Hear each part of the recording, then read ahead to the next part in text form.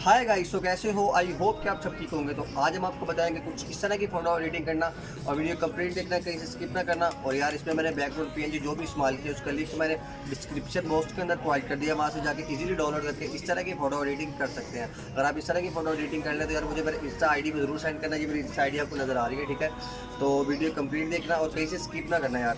और जो बगैर सब्सक्राइब वीडियो देख रहे हैं, जिसने मेरे चैनल को सब्सक्राइब नहीं किया हो, मेरे चैनल को कर ले सब्सक्राइब और साथ में बेल आइकन प्रेस करें, क्योंकि मेरे आने वाली वीडियो का नोटिफिकेशन आपको मिलता रहेगा। चलते हैं वीडियो की तरफ।